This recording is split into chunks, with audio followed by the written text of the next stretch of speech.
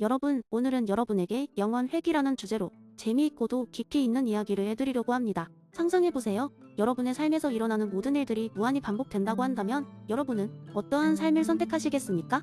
한 번은 이런 일이 있었습니다. 한 명의 젊은이가 있었습니다. 그의 이름은 철수였죠. 철수는 일상적인 삶의 지루함을 느끼며 그의 삶의 변화를 원하고 있었습니다. 어느 날 철수는 산책을 하던 중 낡고 오래된 책 한 권을 발견하게 되었습니다. 그 책의 이름은 영원 회귀의 법칙이었습니다.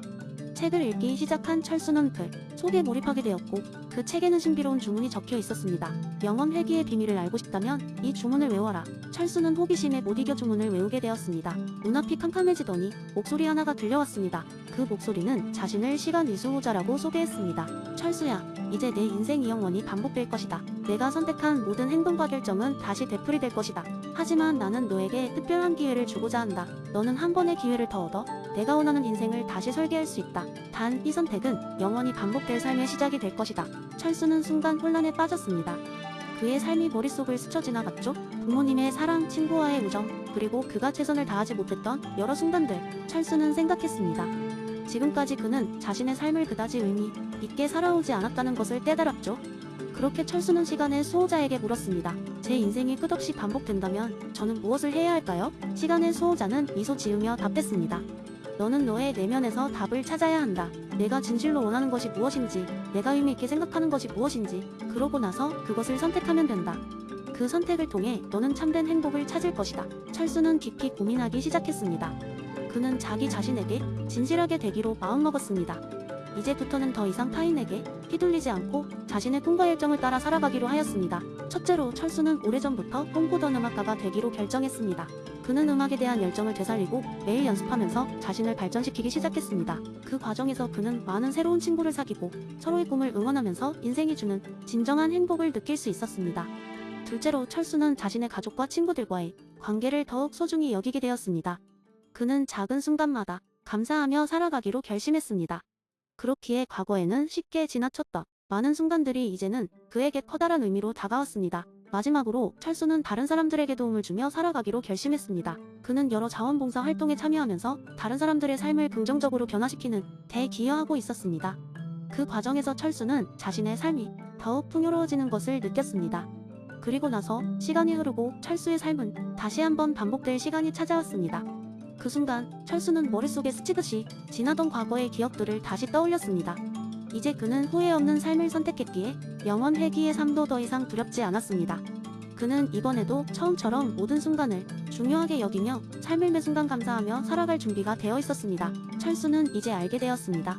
영원 회귀라는 개념은 단순히 삶이 반복된다는 두려움을 뜻하는 것이 아니라 우리가 우리의 삶을 어떻게 설계하고 그 안에서 어떻게 의미를 찾을 것인지에 대한 중요한 철학적 도전임을 말입니다. 철수의 이야기는 우리에게 무엇을 상기시킵니다. 우리가 지금 이 순간 어떻게 살아가고 있는지, 그리고 만약 우리의 삶이 반복된다면 어떤 선택을 할 것인지 깊이 고민하게 만들죠. 여러분도 철수처럼 자신의 삶을 되돌아보며 더 의미 있는 삶을 선택하시겠습니까? 지금 이 순간부터 자신이 진정으로 원하는 삶을 위해 살아가는 건 어떠실까요? 여러분의 삶은 여러분 손에 달려 있습니다.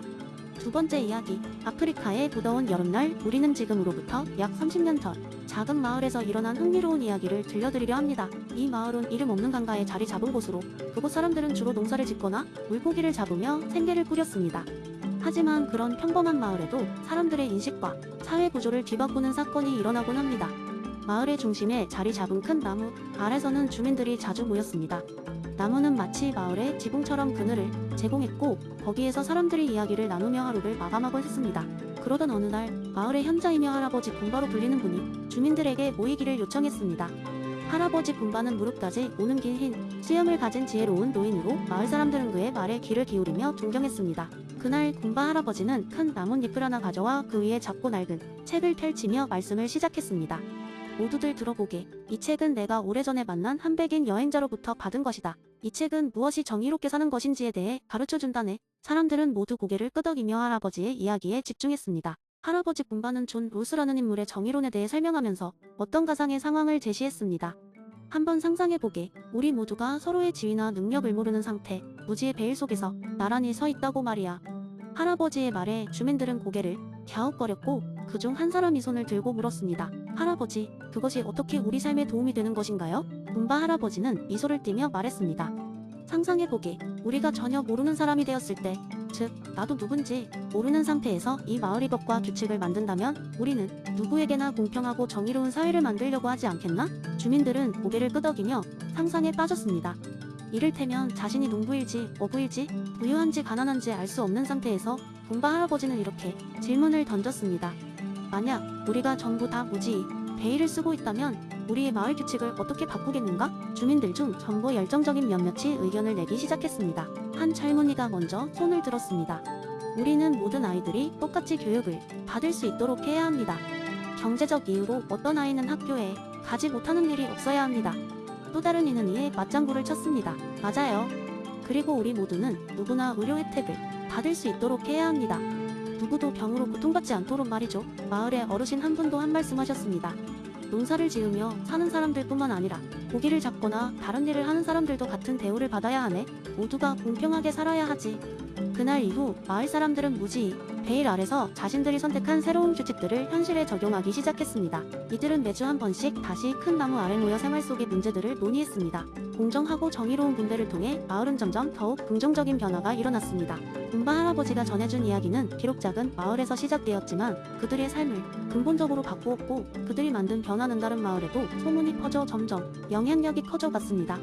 모든 것은 단지 무지의 베일이라는 간단한 상상에서 비롯된 것이었죠. 이 이야기는 단순한 개념이 어떻게 실제로 사람들의 삶을 바꿀 수 있는지를 보여줍니다. 존 롤스의 원초적 입장과 무지의 베일은 여러분들께서도 일상에서 공정과 정의를 추구해야 하는 이유를 잘 설명해주는 예가 될 것입니다. 세 번째 이야기. 옛날 옛적 도시와 시골이 공존하는 어느 한 나라의 행복 마을이라는 작은 공동체가 있었다. 이 마을은 마치 마이클 샌델 교수의 공동체주의 이론을 그대로 실천하는 것처럼 보였다. 공동체의 규범과 가치 그리고 서로를 향한 신뢰가 버팀목이 되어 주민들은 정말 서로 돕고 살아가는 데서 큰 행복을 느끼고 있었다. 이 마을에는 두 주인공이 있다. 바로 성실한 농부 영자와 현명한 선생님 민준이었다. 농부 영자는 항상 이타적인 마음가짐으로 마을에 농작물을 규칙적으로 나눠주었고 민준 선생님은 매일 아이들에게 무료로 교육을 제공하며 마을의 지식 수준을 높이는 대열정을 다했다. 어느 날 마을에 외지인이 찾아왔다. 그 외지인의 이름은 강민이었다. 강민은 대도시에서 성공한 사업가로 그가 맨 처음 영자를 만난 것은 한가로운 오후였다. 영자는 호박을 따고 있었고 강민은 그의 스마트폰을 들고 사진을 찍으며 다가왔다. 이 농작물들은 누구 소유인가요? 강민이 물었다. 영자는 미소를 지으며 답했다. 농작물은 우리 모두의 것입니다. 우리는 함께 일하고 함께 나눠 먹습니다. 강민은 영자의 답변에 어리둥절했다. 대도시에서는 개인의 소유가 절대적인 것이었기 때문이다. 그는 공동체주의라는 개념이 생경하게 느껴졌다. 그리고 강민은 민준 선생님과도 대화를 나눴다. 민준은 강민에게 말했다. 여기서는 각자가 속한 공동체의 일원으로서 서로를 돕고 사회적 연대를 중요하게 생각합니다. 개인의 성공도 중요하지만 그것은 다른 사람들과의 관계 속에서 의미를 얻습니다. 강민은 마이클 샌델의 공동체주의 이론을 이해하기 시작했다. 하지만 그는 여전히 혼란스러웠다. 그는 도시로 돌아가기 전에 마지막으로 마을 회의에 참석하게 되었다. 마을 회의는 모든 주민들이 모여 중요한 결정을 내리는 자리였다. 그때 한 주민이 말했다. 올해 홍수가 예상됩니다.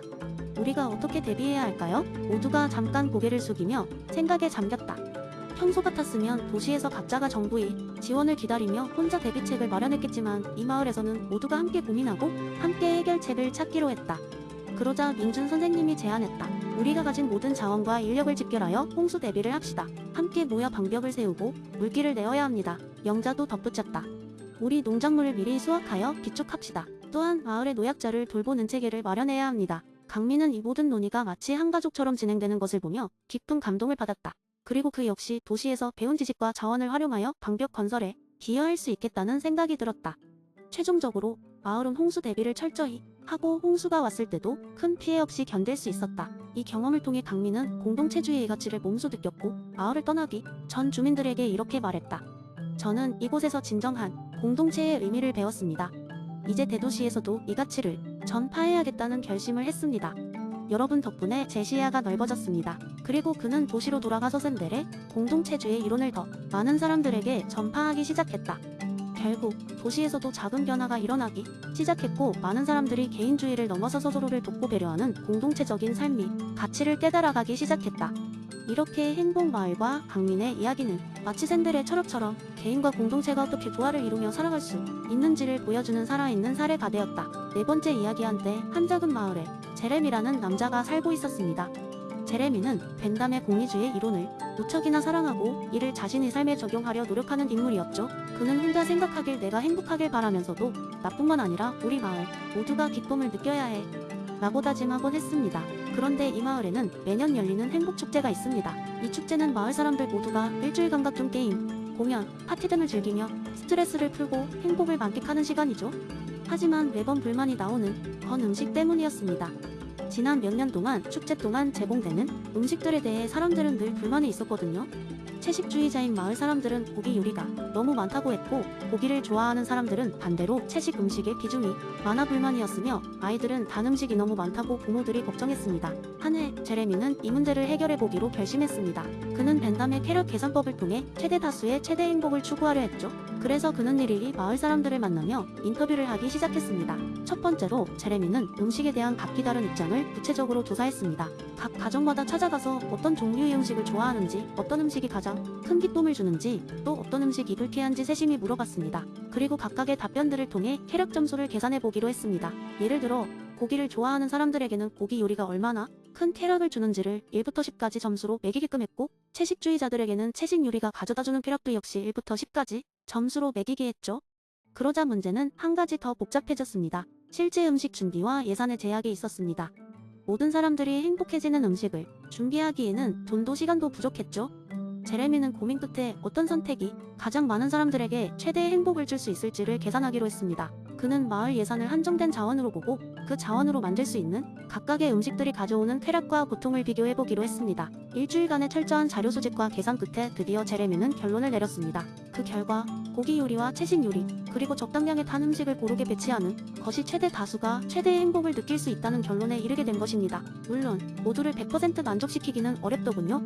그러나 그는 쾌락 계산법에 따라 마을 사람들의 최대 행복을 목표로 했기 때문에 최대한 많은 사람들이 즐길 수 있는 균형 잡힌 음식 메뉴를 준비했습니다. 드디어 축제의 날이 왔습니다. 이번에는 제레미가 준비한 음식 메뉴가 눈에 띄었습니다. 다양한 고기 요리, 채소로 이루어진 맛있는 채식 음식들, 그리고 아이들을 위한 건강한 디저트까지. 마을 사람들은 더욱 기대에 부풀었습니다. 결과는 대성공이었습니다. 고기를 좋아하던 사람들, 채소를 좋아하던 사람들, 그리고 아이들 모두가 만족스러워했습니다. 마을은 오랜만에 모두가 행복한 축제를 맞이한 것이죠. 사람들은 제레미의 노고에 감사를 표하며 벤담의 이론이 실제로 어떻게 우리 삶의 행복을 증진시킬 수 있는지를 실감하게 되었습니다. 제레미의 이야기는 이렇게 끝이 납니다. 그는 벤담의 공리주의를 통해 최대 다수가 최대의 행복을 느낄 수 있는 선택을 할 수 있었던 사람이었죠. 그 마을 사람들은 이 사건 이후로도 공리주의에 대한 관심이 높아졌고, 서로가 서로의 행복을 고려하는 따뜻한 공동체로 성장해 나갔습니다. 그리고 제레미의 이름은 그들의 기억 속에 영원히 남게 되었답니다. 이 이야기는 우리에게 단순히 이론으로서의 공리주의가 아니라 실제 생활 속에서 어떻게 최대의 행복을 구현할 수 있는지에 대한 중요한 교훈을 줍니다. 모든 사람들이 조금씩 더 많은 생각과 배려를 실천하면 우리 사회도 제레미의 마을처럼 따뜻하고 행복한 곳이 될 수 있을 것입니다.